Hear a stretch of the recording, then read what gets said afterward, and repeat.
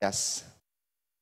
Saya ingat sekali Bapak Ibu Saudara waktu pertama kali waktu itu kita masih pacaran. Jadi istri saya mimpi kita punya anak katanya. Padahal masih pacaran punya anak. Saya lihat, dia bilang, saya lihat ada satu cowok lebih besar, terus dua cewek gitu. Oh, saya bilang, oh anak saya 3. Setelah kita menikah, saya nantikan ternyata cepat sekali. Begitu hamil, terus istri saya semuanya kakaknya sama adiknya semua perempuan, wanita. Terus mertua saya tanya sama istri saya, lagi hamil? Ya. Cowok apa cewek? Padahal belum ada sebulan. Terus istri saya tahu kan karena kita udah dapat dari Tuhan bilang, cowok, lu so tahu katanya. Tahu dari mana? Tuhan yang kasih tahu. Emang Tuhan bisa ngomong kan? Tapi satu kali kita tungguin, saya tungguin. Ternyata menunggu menjadi seorang bapak itu ada sedikit dak-dikduk juga. 9 bulan Bapak Ibu. Harus menunggu waktu yang ada. Dan akhirnya melahirkan seorang pria. Anak pertama. Dan mertua saya bilang, oh iya ya benar. Anaknya pria. Ternyata waktu melahirkan itu sesuatu yang sangat menyenangkan sekali. Bahwa ternyata, wah status saya berubah menjadi bapak. Tapi waktu nunggunya, 9 bulan gak enak Bapak Ibu Saudara. 9 bulan ngeliatin perut gitu ya. Doain gitu. Ternyata, dan satu kali kita iseng gitu, kita doa bilangnya. Saya bilang sama istri saya, kamu tahu nggak? Saya pernah dengar loh orang kesaksian, kalau melahirkan itu bisa nggak sakit. Saya bilang, masa sih? Benar. Terus kamu mau lahirin apa? Lahir normal apa lahirin sesar? Dia bilang, saya mau jadi kayak seorang ibu. Oke. Kita doa aja sama-sama. Dari awal belum ada 1 bulan kita doa Bapak Ibu Saudara. Lahir, nggak sakit. Dalam nama Yesus. Kita doain terus anaknya. Lahir nggak sakit. Itu udah gede anaknya kita bilang. Kan kita udah kasih tahu namanya. Yuk, kalau udah waktunya Tuhan, kamu keluar sendiri ya. Ternyata udah waktunya Bapak Ibu Saudara. Harus masuk rumah sakit. Itu masuk rumah sakit karena ada ketubannya tuh rembes. Udah masuk. Saya tungguin. Oh, belum bukaan. Waktu cuma bukaan 2 kalau nggak salah. Oh, belum bukaan lagi ya. Dia bukaan 2 Bapak Ibu Saudara. Senyum-senyum. Bukaan 3. Senyum-senyum juga, terus nggak berkembang lagi tuh bukaan. Saya nungguin sampai satu harian itu nggak keluar. Dan besoknya tugas pelayanan malam. Saya kepengen ini kan anak pertama, saya mau lihat gitu loh. Waktu bener-bener saya nunggu. Hari kedua, kata dokter bilang ini mesti dikasih KKT gitu ya. Kayak balon gitu tuh, kayak membantu pembukaan. Terus diinfus mules. Akhirnya sampai bukaan 4, bukan 5. Bukan 4, bukan 5. Itu yang sebelah. Jadi waktu nunggu di area buat nunggu operasi atau nunggu lahiran, itu sebelah udah teriak-teriakan Bapak Ibu Saudara. Bukaan 2 teriak sakit. Istri saya bukaan 5 masih makan pesen nasi goreng sama mama saya, almarhum mama saya. Mama, saya lapar, mau nasi goreng. Dan sebelahnya lihat, tante itu anak tante, iya. Masih bisa nasi goreng tante. Saya bukan 2 teriak-teriakan tante. Hari kedua, saya nunggu dak-dikduk, saya pelayanan. Aduh takut dia nanti kelahiran, saya nggak bisa ngelihat gitu. Terus hamba Tuhannya bilang, kenapa? Ini Om, Kak, saya mau, istri saya mau lahiran. Oh, kamu ini anak pertama? Iya Kak, bener. Kak doain katanya. Doain. Kamu akan lihat, kamu nggak telat. Amin. Selesai pelayanan, malam langsung ngacir. Rumah sakit lagi. Saya tungguin lagi. Gak keluar juga. Dikduk. Aduh pokoknya kan ini anak pertama, saya mau ngelihat. Nungguin waktu tuh susah banget Bapak Ibu Saudara. Dan beneran apa yang kita doain tuh nggak sakit. Bukan 5 nggak sakit. Kira nggak Bapak Ibu Saudara? Dokternya bilang begini. Malam-malam dokter bilang, aduh, ya kamu nggak sakit, kamu kan udah diinfus mules, nah mules, udah pakai kateter bukan cuma 5, terus nggak berkembang-kembang. Udah gini deh, besok katanya, kamu harus diinfus mules lagi sekali lagi, itu terakhir. Kalau kamu nggak mules juga, nggak mau kamu operasi. Dia nangis. Saya nangis. Selesai dokternya selesai keluar, aku punya iman segede gunung. Kita udah doain. Nggak sakit. Kayak keluar normal, nggak sakit. Normal, nggak sakit. Dokter bilang besok terakhir diinfus mules. Katanya. Yang lucu karena kita pasangan muda, Bapak Ibu Saudara, dan kita belum pengalaman sama Tuhan. Mungkin kita salah doa kali ya. Mungkin mesti sakit sedikit kali. Ya kali ya, dia iya juga. Akhirnya kita doa lagi. Malam-malam kita doa Bapak Ibu Saudara. Tuhan, apa-apa deh sakit, tapi sedikit aja Tuhan. Gitu. Amin. Udah. Besok pagi diinfus. Saya nungguin, pokoknya saya besok paginya tuh, karena udah 3 hari. Jadi saya nggak kemana-mana, saya nungguin gitu ya. Nungguin, ya diinfus. Gak mules. Udah mau apa? Dokternya masuk. Aduh, mau 6 katanya. Udah masih lama. Lama dok. Udah saya mau operasi orang dulu. Dan nanti kita lihat kalau ini habis, mesti operasi. Saya nungguin, dia nungguin. Nungguin seorang anak pertama. Tuh gimana gitu ya. Akhirnya udah, Bapak Ibu tahu nggak? Begitu nungguin, ya gimana ya. Kita lagi termendung berdua, tiba-tiba dia mules. Terus, aduh, sus, mules, sakit katanya. Sakit, susternya lari. Dokternya lari lagi. Berapa sus? Baru 6 dok. Saya tanya, dok, dia kan pegangin tangan saya. Dia bilang sakit gitu kan. Sakit nih, kan doa, sakit tapi gak apa-apa, tapi sebentar gitu kan. Saya tanya sama dokter, dok, kalau anak pertama, berapa lama bukan? 1 jam, mateng. 10 bukan berarti 4 jam. 4 jam itu lama. Kita doa itu kan sebentar gitu. Lama. Dokter bilang, udah masih lama, masih 4 jam. Saya operasi dulu. Begitu dokternya melangkah operasi. Tiba-tiba. Susternya bilang, dok, tunggu. 7, 8, 9, 10. Gak sampai setengah jam lahir anaknya. Kita bilang berdua, bener ya. Kita doain, Tuhan sakit gak apa-apa, sakit. Kita aja, setengah jam. Kenapa Bapak itu saya tahu? Kenapa kita punya anak 4? Anak istri saya gak sakit. Enggak bercanda. Yang lebih lucu lagi, waktu anak kedua, dia lupa ngedennya. Dia lupa, caranya gimana? Juga gak tahu, saya gak pernah ngeden gitu. dia lupa ngeden kayak gimana, anaknya udah keluar. tapi amazing, waktu kita ngomong sesuatu, kita tabur sesuatu, kita doain sesuatu, dan itu jadi dalam hidup kita. Tapi waktu nungguin anak tuh 9 bulan, nungguin lahiran 3 hari,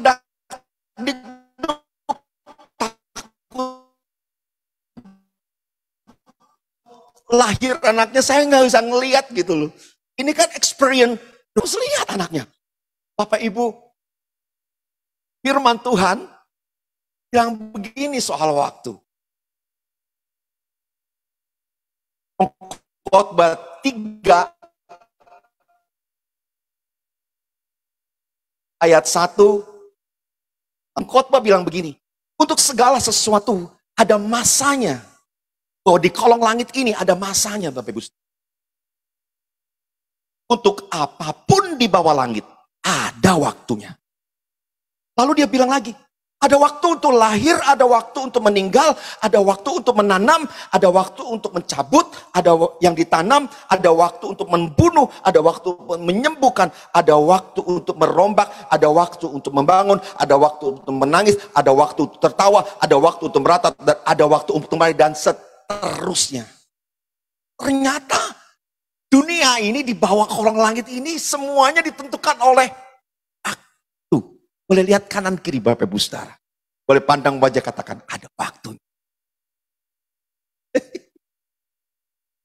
Nah, ternyata Tuhan bergerak dalam frame waktu. Kita sering kali kita bilang dalam pikiran kita begini, kalau kita ngalamin sesuatu yang gak enak dalam hidup kita, kita bilang, Tuhan kok gak enak, begitu udah mulai enak tiba-tiba gak enak lagi. Kita bilang Tuhan kejam ya, kok begitu? Ternyata kita bilang Tuhan semena-mena gitu loh. Ternyata tuh kalau kita baca ini bahwa segala sesuatunya ada waktunya, bahwa Tuhan itu tidak semena-mena. Tuhan itu gak ngeflow Bapak Ibu Saudara. Tapi Tuhan punya rancangan waktu. Dia bergerak dalam frame waktunya yang sempurna.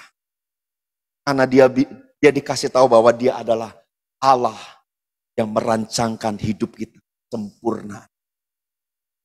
Bapak Ibu, yang saya bilang tadi, yang saya ceritakan tadi bahwa ternyata waktu itu sulit sekali untuk kita bisa menghadapi waktu yang kita hadapi berjalan dalam kehidupan setiap kita sama-sama. Tahukah Bapak Ibu Saudara bahwa Daud punya waktu? Menurut ahli ada yang 15 bilang tahun, ada yang bilang 17 tahun. Berarti Daud punya waktu 15 sampai 17 tahun kurang lebih untuk jadi raja atas Israel. Dan diperkirakan katanya umur 30 tahun dia jadi raja. Berarti waktu dinubuatkan, ditumpang tangan, diurapi oleh Samuel itu umurnya 15-17 tahun gitu loh. Butuh waktu untuk Daud. Bahkan dalam waktu penggenapan menjadi raja, Daud mengalami namanya himpitan, dikejar dengan resiko nyawa oleh Saul. Ada 15-17 tahun. Dan tahukah Bapak Ibu Saudara bahwa Yusuf sebelum menjadi Perdana Menteri atau orang kedua di Mesir, dia butuh 13 tahun dalam setiap prosesnya. Ternyata saya belajar satu hal bahwa Tuhan bergerak dari frame waktu dalam hidup. Ada waktu yang Tuhan tentukan dalam hidup kita sampai destiny ilahi digenapi dalam hidup. Dan enggak sampai sekedar satu destiny yang Tuhan tetapkan dalam hidup Bapak Ibu Saudara dan saya. Tapi ada destiny ilahi yang satu, destiny ilahi yang kedua, destiny ilahi yang ketiga, sampai digenapi waktu kita diangkat naik terus di hadapan Tuhan. Ada waktu untuk menggenapi destiny ilahi Bapak Ibu Saudara. Tapi satu hal yang menjadi sesuatu yang gak enak dalam hidup kita adalah waktu ini. Waktu tentang waktu yang ada, tentang waktu yang Tuhan tetapkan dalam hidup kita. Itu yang paling sulit untuk kita nunggu. Contohnya nunggu jodoh. Tuhan bergumul, berdoa Tuhan, bukan berlutut lagi. Koprol Tuhan, kok belum datang-datang. Seringkali itu menunggu waktunya Tuhan itu gak enak. Waktu diberikan tugas oleh gembala kita, saya langsung bilang, Tuhan, ngomong apa? Setiap kali di Bapak Ibu ya, saya mau jadi worship leader, jadi khotbah, ditugasin. Buat saya itu pergumulan. Karena setiap kali ditugaskan saya harus doa. Saya harus tanya Tuhan, mau lagu apa? Tuhan, mau ngomong apa? Kalau Tuhan nggak ngomong-ngomong, saya kambuh. Serius. Langsung perih nih perut, aduh tuh. Berapa nih udah Jumat nih Tuhan, udah ditunggu lagunya, ditunggu. Belum ada rema gitu kayaknya. Tapi waktu itu saya nggak mau, saya bilang, Tuhan pokoknya aku nggak mau kalau aku khotbah aku nggak ngalamin. Saya nggak mau Tuhan. Saya nggak mau jadi jual obat di sini. Saya mau apa yang saya alami, saya mau kita belajar sama-sama. Amin. Boleh berikan tepuk tangan dulu buat Tuhan kita. Dan tiba-tiba lagi duduk Bapak Ibu Saudara, tiba-tiba hupomone. Emang ada? Emang ada? Saya cacing hupomone. Dan nyata ada hupomone. Bapak Ibu, hupomone artinya adalah daya tahan, ketekunan, bisa juga pengharapan. Hupomone. Kita baca dulu ayatnya. Yakobus 1 ayat 12. Berbahagialah orang yang bertahan dalam pencobaan. Bertahan di sini. Hupomone.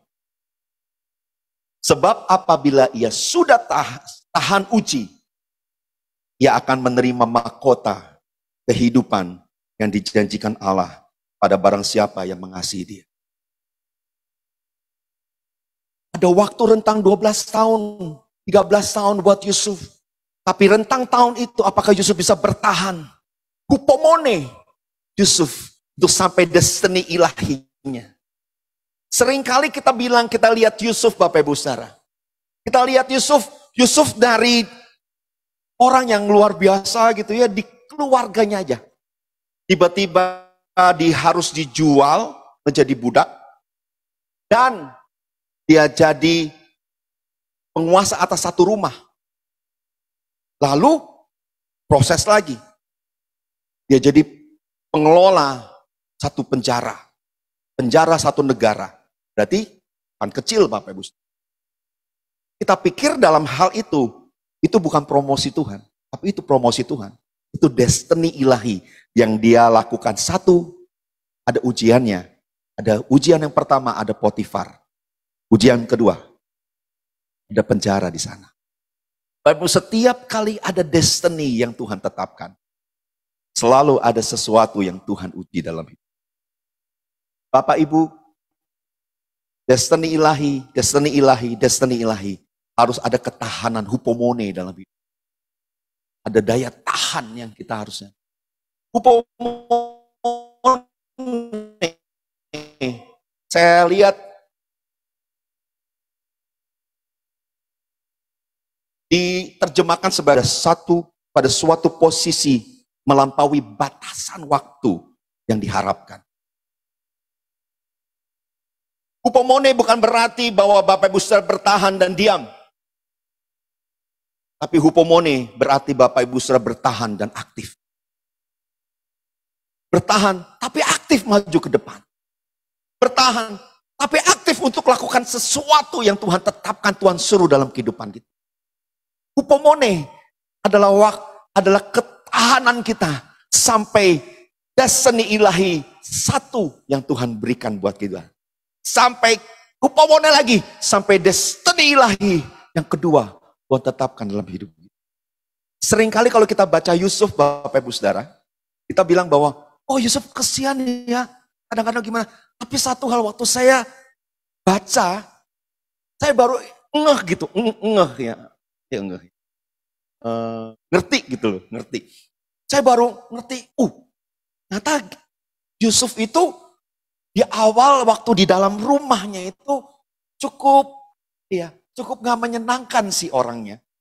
Kalau saya lihat Bapak Ibu Saudara, coba kita baca yuk sama-sama Bapak Ibu. Kita bedah sama-sama. Kejadian 37 ayat 1 sampai 5.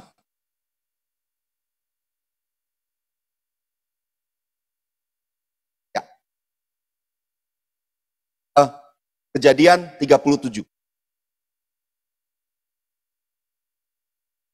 Kejadian 37.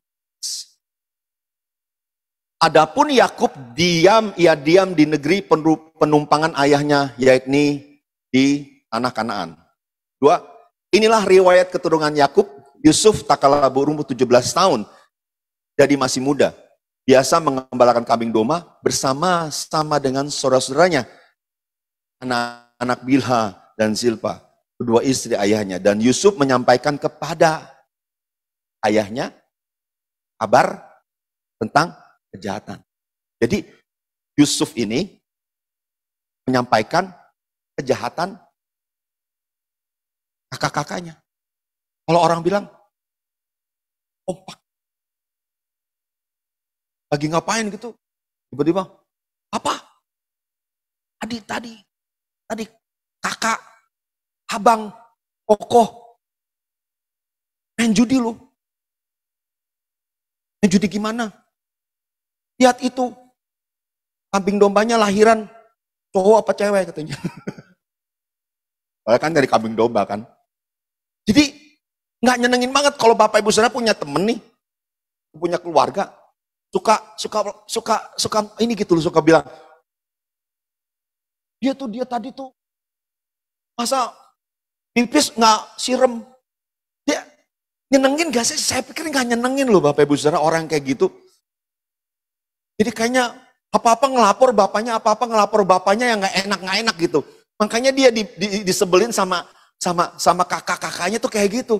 Ternyata iya Tuhan ini ternyata dia bukan orang yang keren yang gimana, tapi orang yang nyebelin. Terus yang kedua coba Bapak Ibu Saudara, yang tadi ayat 3. Coba ayat 3 kita lihat Bapak Ibu Saudara. Keluaran 37 ayat 3. Nah, Israel lebih mengasihi Yusuf dari semua anak-anak yang lain. Sebab itulah anak yang lahir pada masa tuanya dan ia menyuruh membuat jubah yang maha indah. Udah orang yang gak nyenengin, bapaknya lebih sayang sama dia. Dikasih fasilitas lebih bagus. Semua. Kalau ke Padang, naik sepeda ya. Yusuf ke Padang naik mobil. Dari jubah aja udah dibedain gitu loh. Nih, makin nyebelin. Udah tukang lapor. Kedua, paling disayang. Dibedain fasilitas lagi. Coba yang keempat. Gak jadi-jadi. Gak jadi kesel gitu kan kelihatannya. Coba 4 nih. Coba kita lihat. 4, setelah dilihat oleh saudaranya bahwa ayahnya telah lebih mengasihi, jadi semua saudara-saudaranya maka bencilah mereka itu kepada yang tidak mau menyapanya dengan ramah. Tapi yang ketiga, ternyata yang keempat, pertama lapor, yang kedua lebih dikasih fasilitas dibedain. Oh, yang ketiga ternyata Yusuf kepo, Bapak Ibu Saudara. Yusuf tuh orangnya kepo. Keponya gini. Kalau Bapak Ibu Saudara dapet nih mimpi nih. Dinubuatin gitu ya. Dinubuatin mending kalau sesuatu yang gak menyangkut orang lain. Saudara ceritain gak apa-apa. Tapi kalau saudara dinubuatin, dapat mimpi mengenai orang lain dengan saudara. Terus saudara lapor-lapor cerita-cerita sama orang yang dinubuatin juga yang menyangkut Bapak Ibu Saudara. Bukannya itu sesuatu yang kayaknya lebih nyebelin gitu loh. Kepo banget nih orang. Yusuf, nah yang kelima coba kita baca. Nah, pada suatu kali bermimpilah Yusuf. Lalu mimpinya itu diceritakan kepada saudara-saudaranya. Sebab itu mereka lebih benci lagi. Ya, saya pikir nggak mungkin ya, sama kok masa kakak-kakaknya sampai benci mau bunuh Yusuf, pasti ada satu latar belakang gitu Bapak Ibu Saudara. Dan saya lihat begini benar. Kalau misalkan Bapak Ibu Saudara gini nih, Bapak Ibu, misalkan ibu dapat mimpi punya kedudukan lebih tinggi dari suaminya. Terus cerita sama suaminya, "Pak, kemarin saya mimpi, kamu menyembah saya." Tolong. Kan itu suaminya jadi, si kamu. Jadi sesuatu yang menyangkut orang lain, tapi dia ceritakan sama orang itu. Gimana gak benci gitu loh Bapak Ibu Saudara. Itu latar belakang Yusuf dibenci. Dan akhirnya, berarti saya punya pandangan begini. Oh berarti Yusuf tuh agak-agak arogan juga ya. Orangnya tuh sifatnya tuh gak enak banget gitu. Suka ngelapor, disayang sama papa mamanya, sama papanya. Jadi agak arogan. Dan suka kepo. Ditain mimpi-mimpi yang enak-enak buat dia, tapi gak enak buat orang lain. Akhirnya kan jadi kesel dia. Berarti Bapak Ibu Saudara, pertama kali, sering kali kita belajar dari sini. Sering kali Tuhan proses yang namanya karakter kita lebih. Yusuf dijual jadi budak dari orang yang sangat dikasihi. Jubahnya beda. Tiba-tiba langsung tidak ada jubah. Tahu sendiri Bapak Ibu Saudara, waktu jadi budak semuanya tidak pakai baju.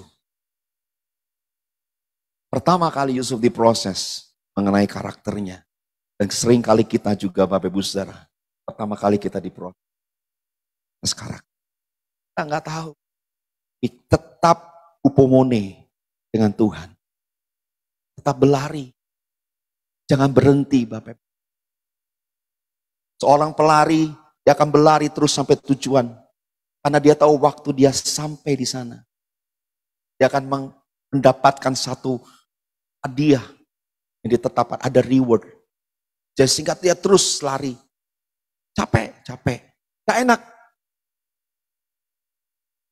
Tapi Bapak Ibu, kali proses itu membuat kita mampu melakukan tahap berikut yang Tuhan tetapkan dalam hidup kita.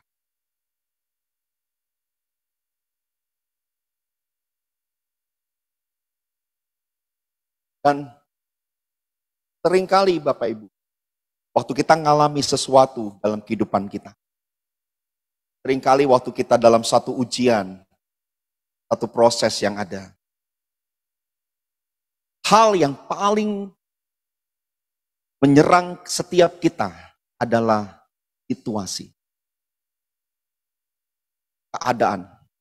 Waktu kita lihat keadaan, seringkali itu kita lihat dan masuk ke dalam pikiran kita.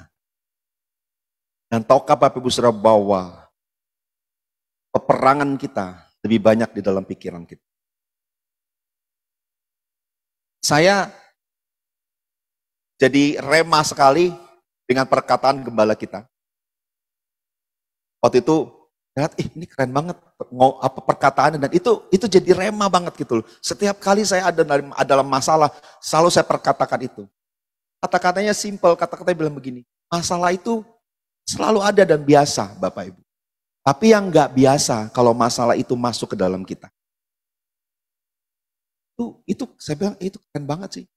Dia bilang itu benar banget. Kita ada masalah, tapi jangan biarkan masalah itu ada di dalam kita, tapi biarkan masalah itu ada di luar kita.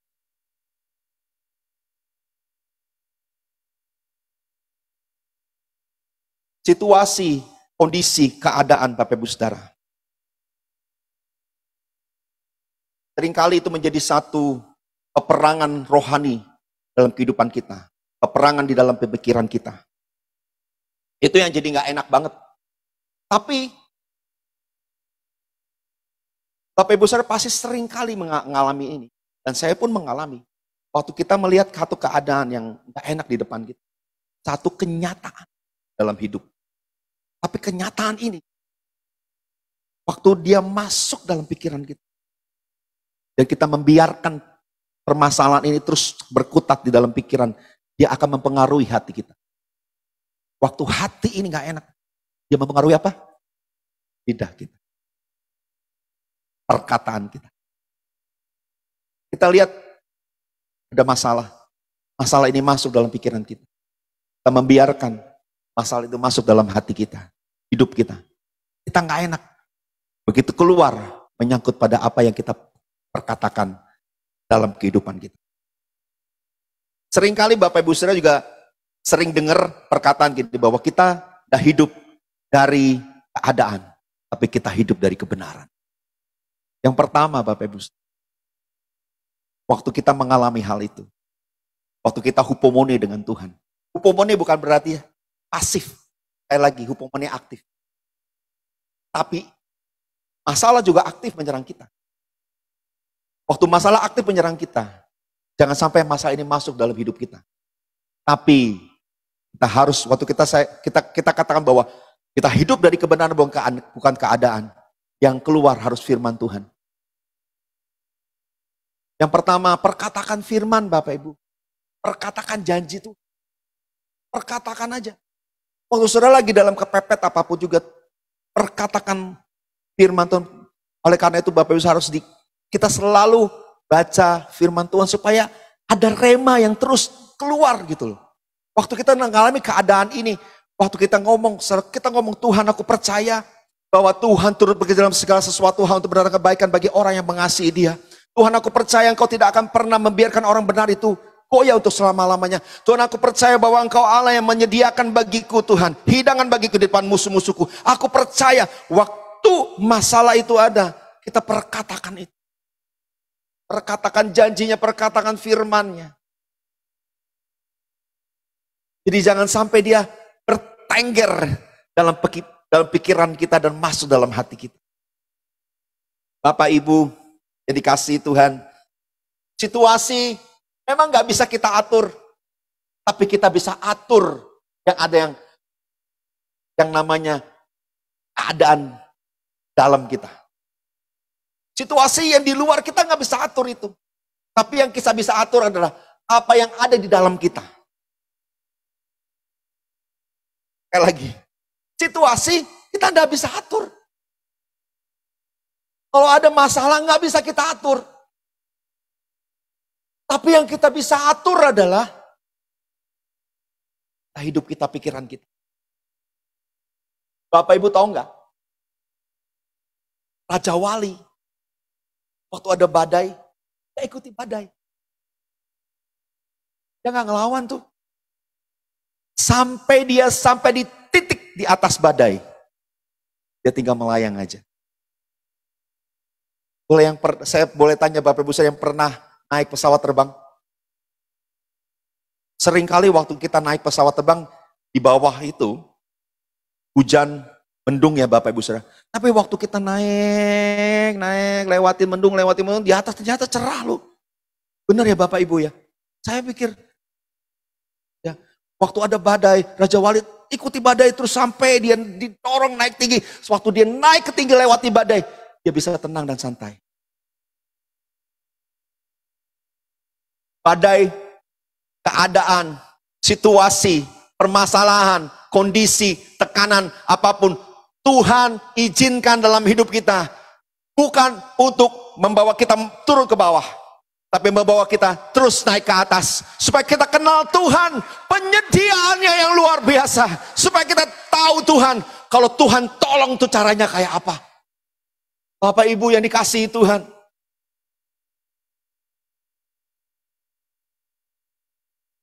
Saya nggak pernah lihat bahwa dalam badai Raja Wali kayak capek-capek banget itu sampai naik ke atas. Dia santai terus terbang. Tenang sampai dia melewati badai.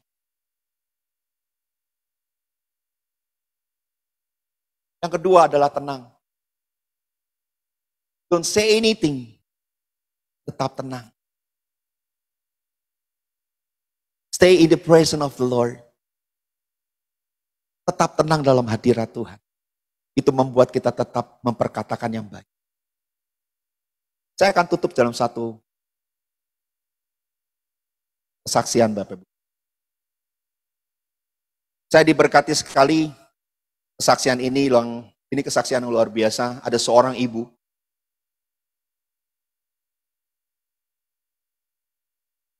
Ibu ini namanya Nancy Matthew Elliott. Ibu ini punya anak yang cukup, nggak bisa diem Bapak Ibu. Dan cukup bawel, cukup bermasalah di dalam satu sekolahnya gitu. Sampai satu kali waktu dia umur 7 tahun, sekolahnya udah nyerah bahwa dibilang bahwa anak ini, dia bilang crazy, gila gitu. Gak bisa diem, dia nggak bisa stay waktu dia belajar sesuatu. Dia nggak bisa diem gitu. Dia harus lakukan apa, dan itu menjadi ngacauin dia. Dan sekolah udah nggak bisa lagi nanganin dia. Tapi seorang ibu ini, waktu dilihat anaknya kacau di sekolah, mungkin di rumah juga nggak bisa ngomongin. Tapi dia punya cara yang baik. Dia bilang, tidak, sama sekolahnya, anak saya bukan gila. Saya anak yang jenius. Saya akan ajari dia, Bapak Ibu. Anak ini diajar sama ibunya. Kebetulan ibunya ada seorang guru.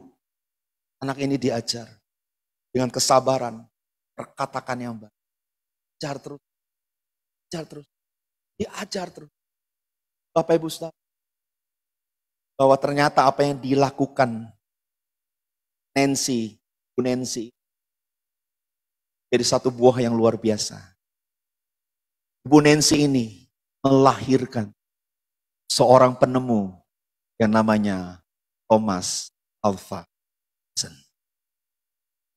Sekolah drop out 7 tahun, tapi ibunya memelihara anaknya, mengajari anaknya sendiri. Dan anak ini menjadi penemu terbesar di Bapak Ibu. Saya mau katakan gini, apa yang ada dalam hidup kita hari ini, kita nggak tahu. Keadaan kita nggak tahu. Apa yang Tuhan akan lahirkan dalam hidup kita. Apa yang kita akan lahir dalam pergumulan kita. Semakin besar pergumulan Bapak Ibu, semakin besar pergumulan, tantangan, butuh ketahanan, upomone dalam hidup kita. Jangan pernah berhenti. Tetap berlari Bapak Ibu. Tetap berlari sampai garis akhir yang Tuhan tetapkan dalam hidup. Tuhan Yesus memberkati Bapak Ibu. Berikan tepuk tangan buat Tuhan. Silakan teman-teman.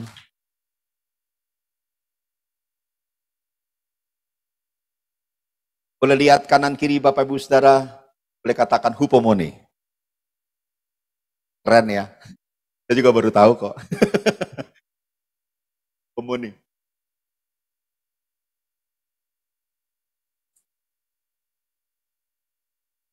Dan saya akan tutup dalam satu ayat.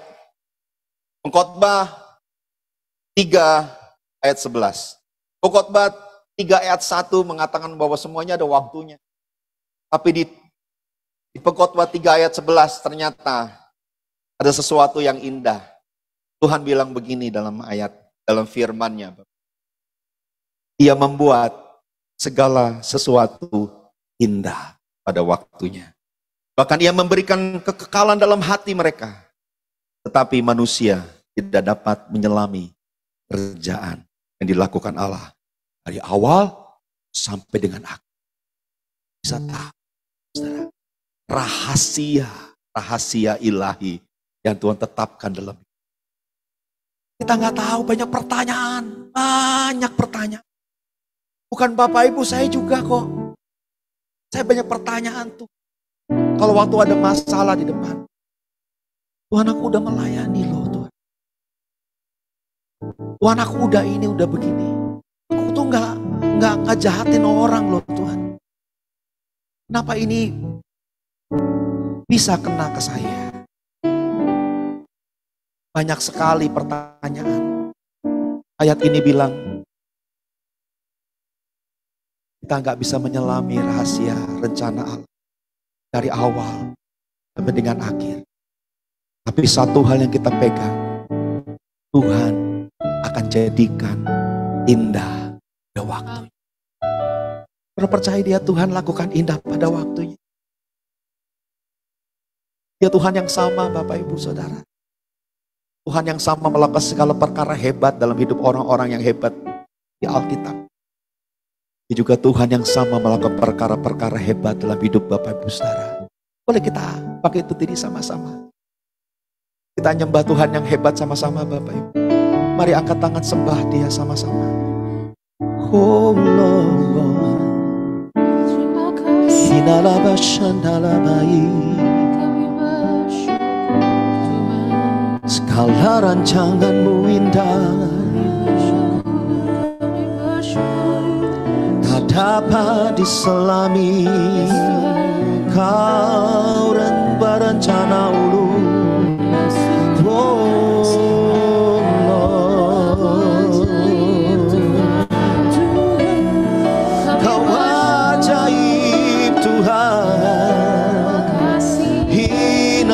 Shane, Shadalabayalabo,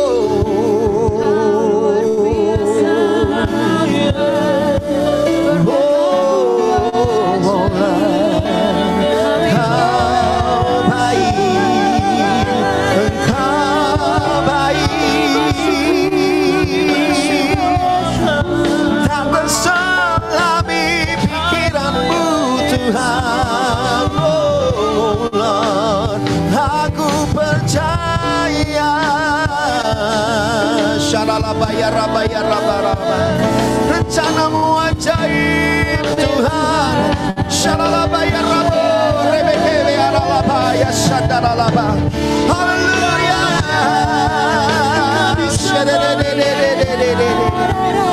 Yalalabo shadalabana lalabaya se.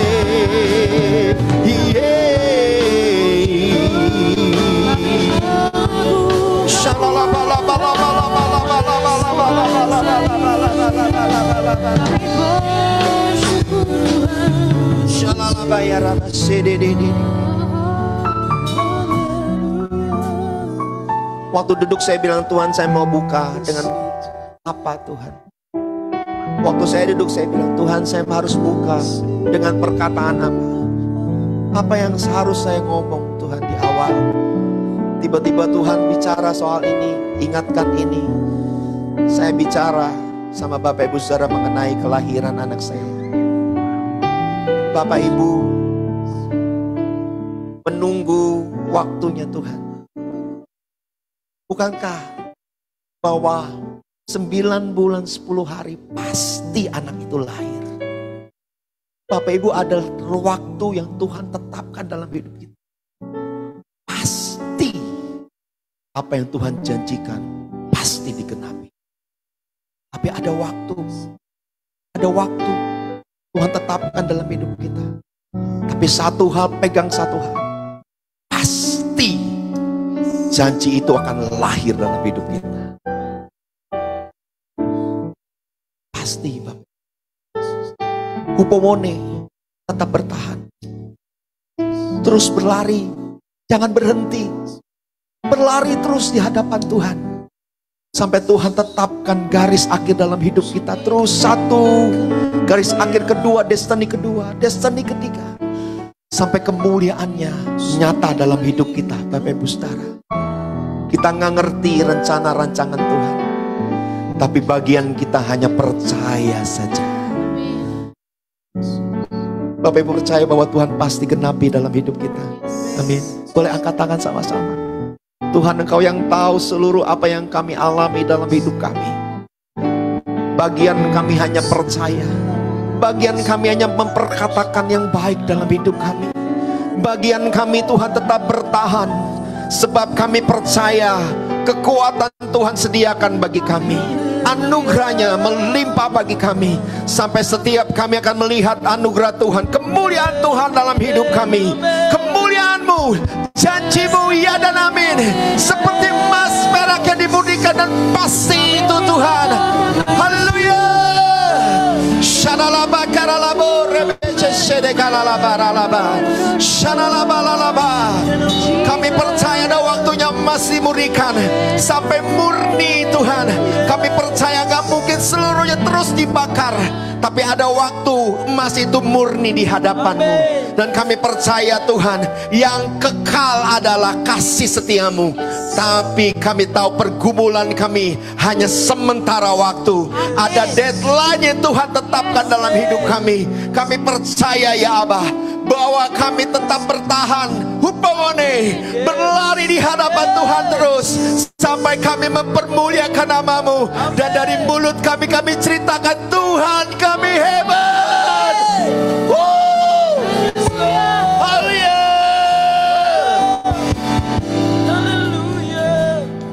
Kami percaya Abah, tidak ada perkara yang mustahil bagi-Mu. Tuhan, kami hadir karena kami tahu Tuhan hadir di tengah-tengah kami. Lakukan perkara hebat Tuhan dalam hidup kami. Kami percaya kepada-Mu. Kami akan lihat kemuliaan Tuhan di hari-hari berikut dalam hidup kami. Tuhan Yesus hebat. Dalam nama Tuhan Yesus yang percaya, sama-sama katakan amin.